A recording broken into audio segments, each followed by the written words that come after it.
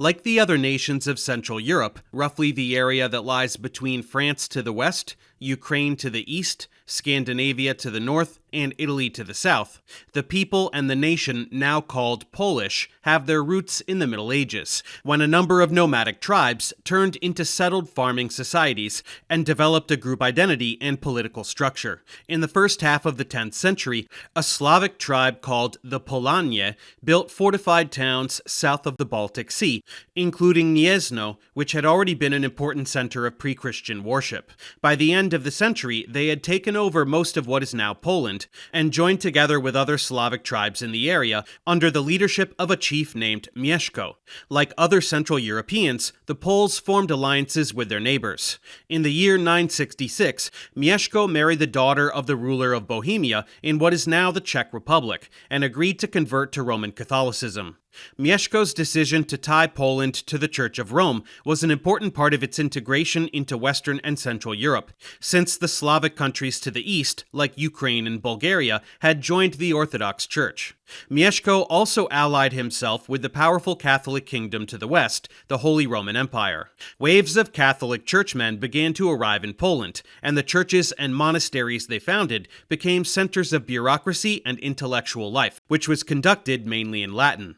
Mieszko had intended to divide the country among all of his sons, in accordance with Slavic practice, but after he died in 992, his oldest son Boleslaw seized the lands that had been given to his younger half-brothers. He established Poland's status as the equal of other Catholic states by appointing an archbishop of Gniezno, who would become the country's highest church official, and he also made an alliance with the Holy Roman Emperor Otto III, which included marrying Otto's niece, though he went on to fight a series of wars with Otto's successor, Henry. Boleslaw set about expanding his territory at the expense of his neighbors to the east and south, and in 1025, towards the end of his reign, he finally made himself the first king of Poland with the Pope's blessing. Boleslaw was followed by his son, Mieszko II, but his reign was contested by his own brothers, who, like the members of the previous generation, were deprived of the lands they had expected to inherit from their father. They enlisted armies from Kiev and Rus to the east and Germany to the west to invade on their behalf. But though Mieszko fled to neighboring Bohemia, he was able to come back after his brothers either died or were killed.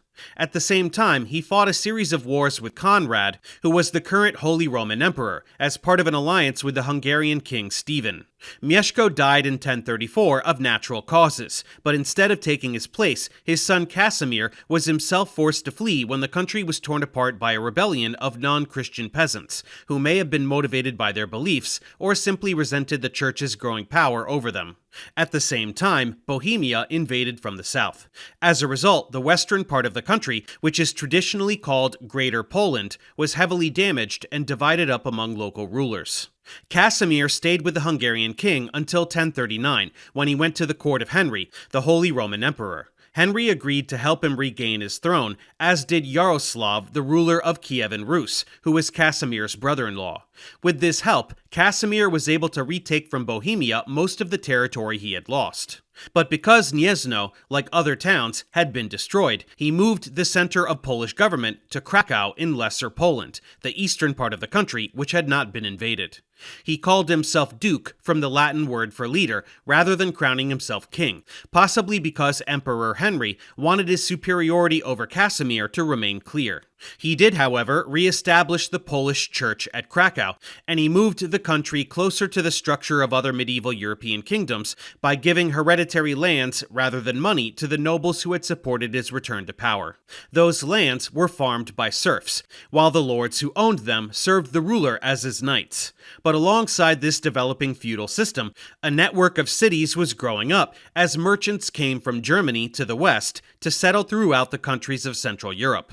Because the rulers of these countries wanted the economic benefits these merchants would bring with them, they granted them what are now known as Magdeburg rights, a set of privileges which protected these merchants from outside competition and made them directly subject to the king, rather than to local authorities that might want to tax them too heavily or interfere with their business.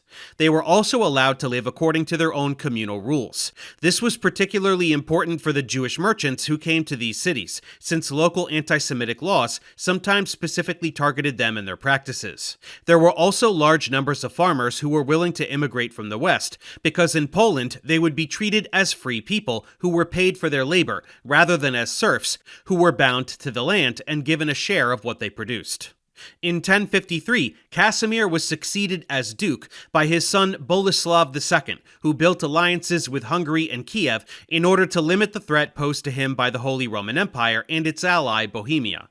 He then attacked Bohemia several times during the 1070s.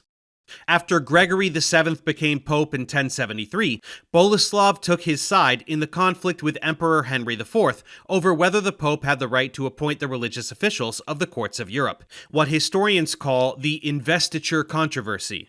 In return for his support, the pope blessed Boleslaw's coronation as king in 1076, and he was recognized as such by Henry himself. But in 1079, the Polish nobles who resisted his control stirred up a revolt, which was also supported by the Bishop of Krakow. Boleslaw was forced to flee to Hungary, though not before personally murdering the bishop. This bishop, whose name was Stanislaus, was declared a martyr and is now the patron saint of Poland. Boleslaw was followed by his brother, Wladyslaw Herman, who reversed his positions on the major policy issues of the time. He forged a marriage alliance with the Bohemian court. He allied himself with Henry IV, including supporting him in his dispute with the Pope, and marrying Henry's sister after his first wife died. He ended Boleslaw's alliance with Hungary, and he did not ask to be called a king, even though Henry had decided to extend this same honor to the ruler of Bohemia. Wladyslaw had been brought to power by the Polish nobility, and one of them, a court official named Szewczek, became the de facto ruler of the country for about 20 years. But in 1101 he was made to step down by Wladyslaw's two sons, Zbigniew and Boleslaw, who were half-brothers from Wladyslaw's two diplomatic marriages. They also forced their father to share power with them by dividing up the country's territory between the three men. It was under Wladyslaw's rule that large numbers of German Jews, whose communities had been destroyed by crusaders on their way to the Middle East, were welcomed into Poland, which soon became the largest Jewish community in Europe. In the next tutorial, we'll look at the reigns of Wladyslaw's sons, the era of King Casimir the Great, and at the Jagiellonian dynasty, which would rule both Poland and Lithuania up through the 16th century. Thanks for watching. Subscribe to my channel for more tutorials. Support me on Patreon so I can keep making content. And as always, feel free to email me, ProfessorDaveExplains@gmail.com.